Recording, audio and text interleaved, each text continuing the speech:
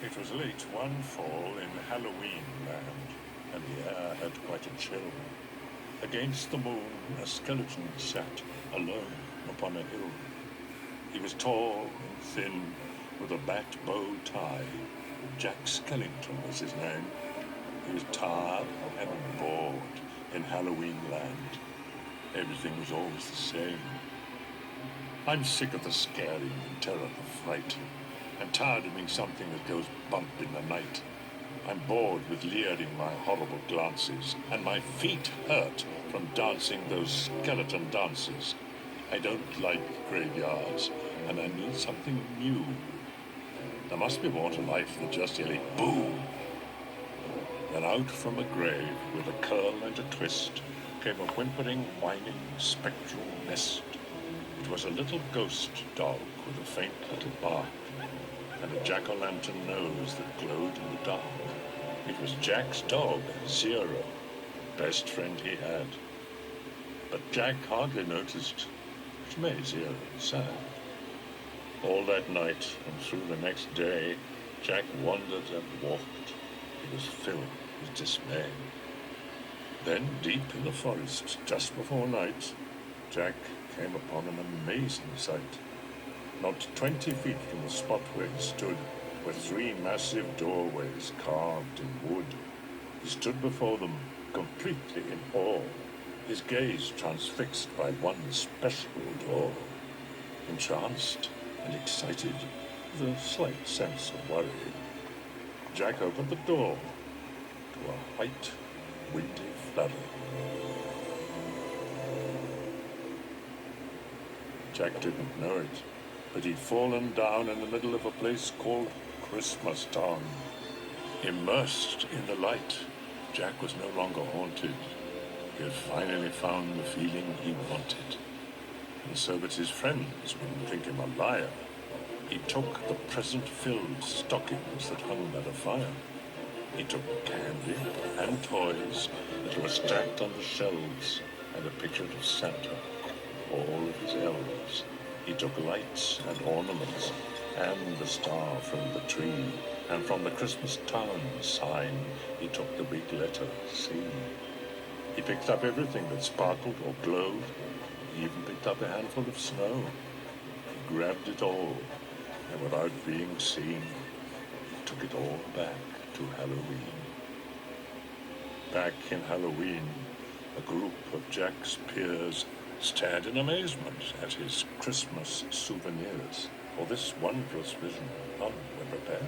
Most were excited, though a few were quite scared. For the next few days, while it lightened and thundered, Jack sat alone and obsessively wondered, why is it they get to spread laughter and cheer while we stalk the graveyards, spreading panic and fear? Well, I could be Santa, and I could spread cheer. Why does he get to do it year after year? Outraged by injustice, Jack thought, and he thought, and he got an idea. Yes, why not? In Christmas Town, Santa was making some toys, when through the din he heard a soft noise. He answered the door, and to his surprise, he saw weird little creatures in strange disguise. They were altogether ugly and rather petite. As they opened their sacks, they yelled, "Trick or treat!" Then a confused Santa was shoved into a sack and taken to Halloween to see Mastermind Jack. In Halloween, everyone gathered once more, for they'd never seen a Santa before. And as they cautiously gazed at this strange old man, Jack related to Santa his masterful plan. "My dear Mr. Claus, I think it's a crime that you've got to be Santa all the time. But now I will give presents, and I will spread cheer by changing places. I'm Santa this year. It is I who will say, 'Merry Christmas' to you. So you may lie in my coffin, creak doors, and yell, 'Boo!' And please, Mr. Claus, don't think ill of my plan. for I'll do the best Santa job that I can. And though Jack and his friends thought they'd do a good job, their idea of Christmas was still quite macabre. They were packed up and ready on Christmas Eve day when Jack hitched his reindeer to his sleek coffin sleigh. But on Christmas Eve, as they were about to begin, a Halloween fog slowly rolled in. Jack said, "We can't leave. This fog's just too thick. There will be no Christmas, and I can't be St. Nick." Then a small glowing light pierced through the fog. What could it be? It was Zero, Jack's dog. Jack said, "Zero, with your nose so bright, won't you guide my sleigh tonight?" And to be so needed was Zero's great dream, so he joyously flew to the head of the team. And as the skeletal sleigh started its ghostly flight, Jack cackled, "Merry Christmas to all, and to all a good night." It was the nightmare before Christmas, and all through the house not a creature was peaceful, not even a mouse. The stockings, all hung by the chimney with care, when opened that morning would cause quite a scare. The children, all nestled so snug in their beds, would have nightmares of monsters and skeleton heads. The moon that hung over the new-fallen snow cast an eerie pall over the city below, and Santa Claus' laughter now sounded like groans, and the jingling bells like chattering bones. And what to their wondering eyes should appear but a coffin sleigh with skeleton deer, and a skeletal driver so ugly and sick they knew in a moment this can't be St. Nick. From house to house, with a true sense of joy, Jack happily issued each present and toy. From rooftop to rooftop he jumped and he skipped, leaving presents that seemed to be straight from a crypt. Unaware that the world was in panic and fear, Jack merrily spread his own brand of cheer. He visited the house of Susie and Dave. They got a Gumby and Pokey from the grave. Then on to the home of little Jane Neiman. She got a baby dog possessed by a demon. A monstrous train with tentacle tracks. A ghoulish puppet wielding an axe. A man-eating plant disguised as a wreath, and a vampire teddy bear with very sharp teeth. There were screams of terror, but Jack didn't hear it. He was much too involved with his own Christmas spirit. Jack finally looked down from his dark, starry flights and saw the commotion, the noise, and the light. Why, they're celebrating. It looks like such fun. They're thanking me for the good job that I've done. But what he thought were fireworks meant as goodwill were bullets and missiles intended to kill. Then amidst the barrage of artillery fire, Jack urged Zero to go higher and higher, and away they all flew like the storm of a thistle until they were hit by a well-guided missile. And as they fell on the cemetery way out of sight, it was heard, "Merry Christmas to all, and to all a good night." Jack pulled himself up on a large stone cross, and from there he reviewed his incredible loss. I thought I could be Santa. I had such belief. Jack was confused and filled with great grief. Not knowing where to turn, he looked toward the sky, then he slumped on the grave and he started to cry. And as Zero and Jack lay crumpled on the ground, they suddenly heard a familiar sound. "My dear Jack," said Santa, "I applaud your intent.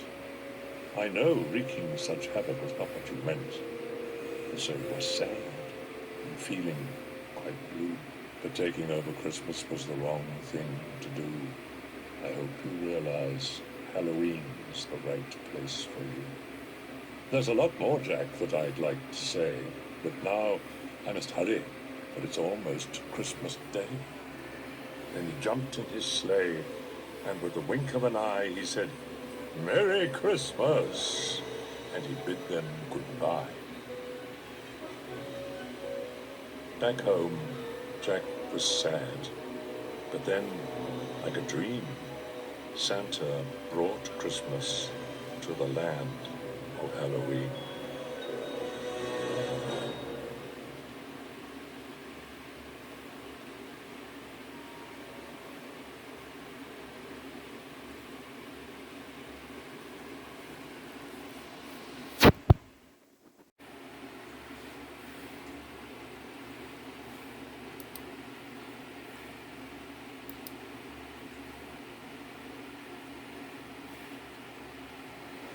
Poison ivy, chilling embers, fainting, fading Decembers, a cold, brisk snow, a kiss from an Eskimo, dark coal to shovel in, wrapping coffin, tin. By Shirley Marie Johnson.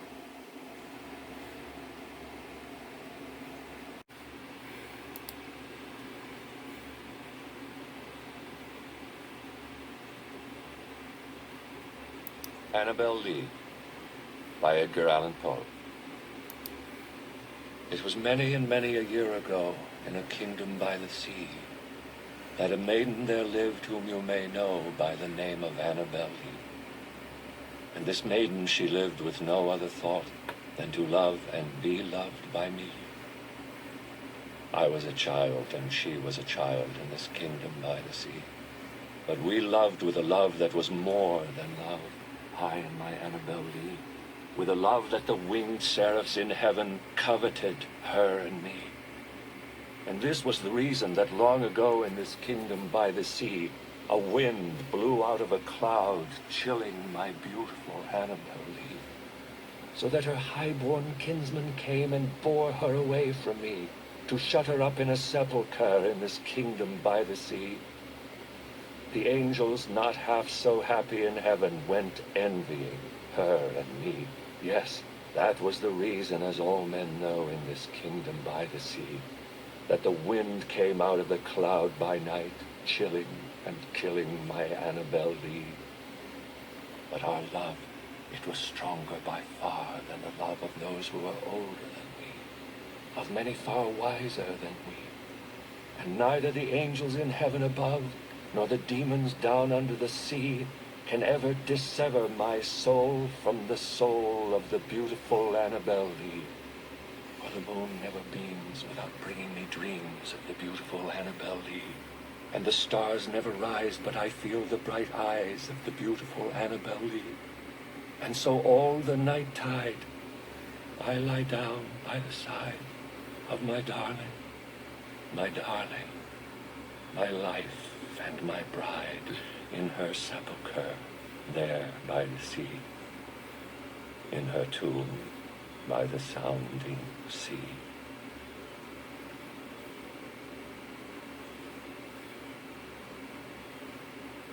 Divine Sonnet number 10 by John Donne. Death, be not proud, though some have called thee mighty and dreadful, for thou art not so.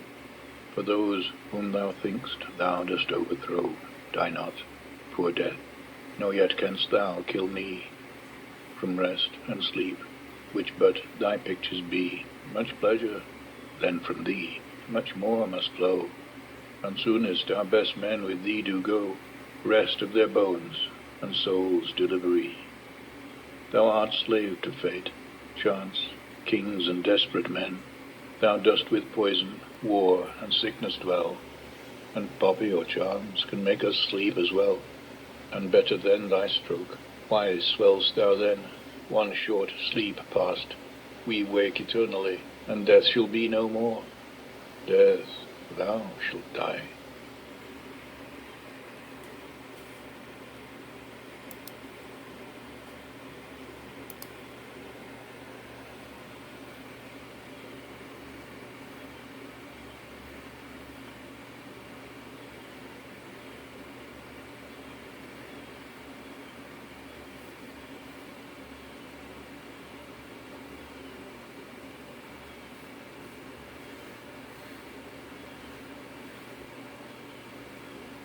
Tiger, tiger, burning bright in the forests of the night, what immortal hand or eye could frame thy fearful symmetry?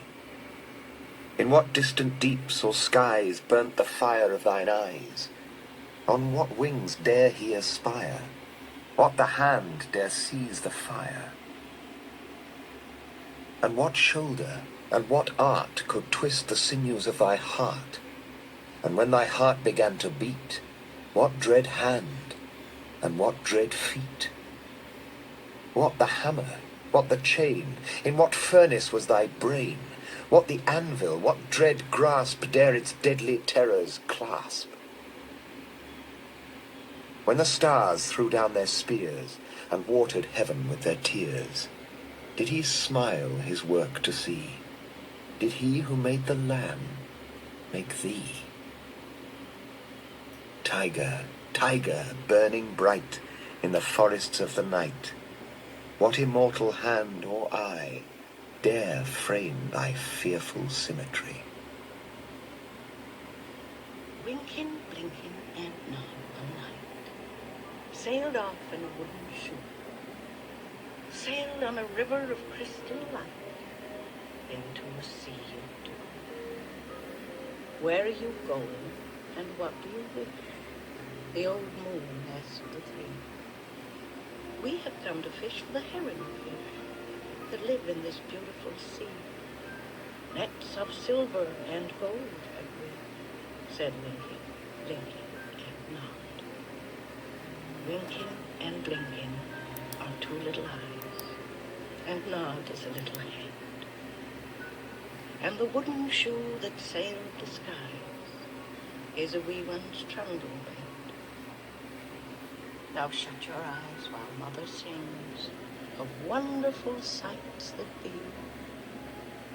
and you shall see the beautiful things as you rock in the misty sea, where the old shoe rocked the fisherman.